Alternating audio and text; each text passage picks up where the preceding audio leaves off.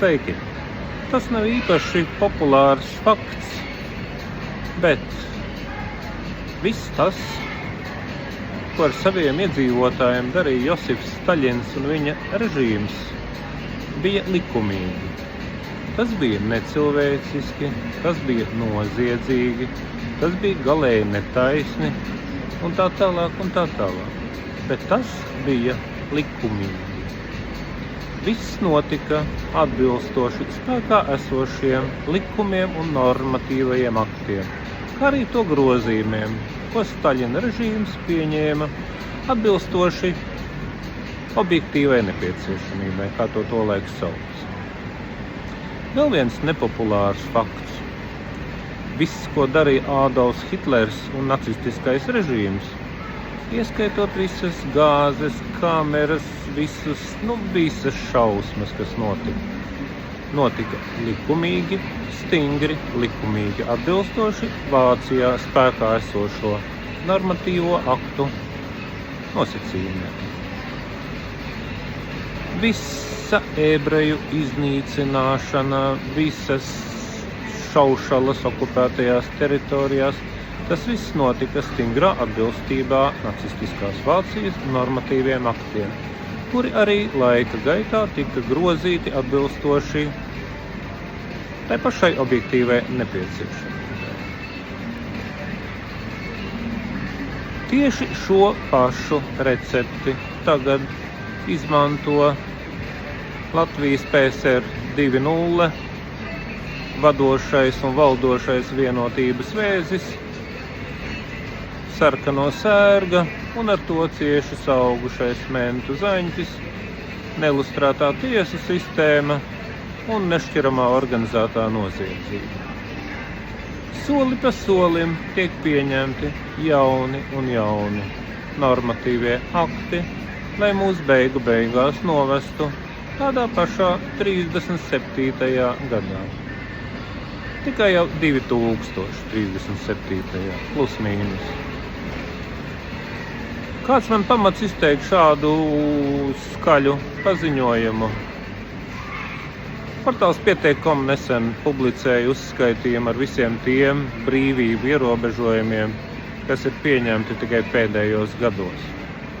Pašlaik Klapa Madāmas valdība un pirmām kārtām mentu zaņķa jumtotājas Tieslietu ministrijas un Tieslietu ministres Ineses Lībiņas paspārnē ir sagatavots kārtējais ierobežojums. Tātad, turpmāk, ja šis likuma grozījums tiks pieņemts, masu mēdījiem tiks aizliegts publicēt, vienkārši aizliegts publicēt jebkādu ar likumu aizsargātu informāciju. Tas nozīmē nedaudz, nemaz. Ja jebkura korupta iestāde vai korupts iestādes vadītājs pieņems noteikumus par to, ka tādi un tādi dokumenti ir iestādes iekšējai lietošanai paredzēti, ierobežotas pieejamības un tā tālāk, tad mēdījiem būs kategoriski aizliegts šādus dokumentus publicēt. Vēl vairāk, iestāde saņems kādu trauksmes cēlāja ziņojumu par notiekošām nelikumībām. Arī šī automātiski būs ar likumu aizsargāta informācija. Un tas mēdījis, kas sadomās, ko tādu publicēt, ja vien iepriekš, protams, nebūs saņēmis koruptā vienotības vēža neformālu atļauju, tiks par to sodīts administratīvi, krimināli un tā tālāk. Jūs jautāsiet, kāpēc par šo te iecerēto absolūti brēcoši pretdemokrātisko, prettiesisko, pret jebkādām brīvībām esošo grozījumu. Kāpēc pret to neprotestē visas šīs žurnālistu asociācijas, visas šīs Ģembergas, Spriņģes, visi šie defekato un tam līdzīgie propagandoni? Šeit jau atkal ir jāatgriežas pie tiem pašiem pagājušā gadsimta 30. gadiem. Arī toreiz valdošo režīmu propagandoni, vienalga vai tas būtu strādnieku, zemnieku un sarkanās armijas režīms vai nacionālsociālistu režīms, attiecīgo režīmu propagandoni bija svēti pārliecināti, ka viņus jau tas neskars, ka viņi vienmēr spēs izlaizīt pareizās vietas un ieziepēties un tad tur ielīst, un ka viņiem ar režīmu tādu vai citādu vienmēr viss būs vislabākajā kārtībā.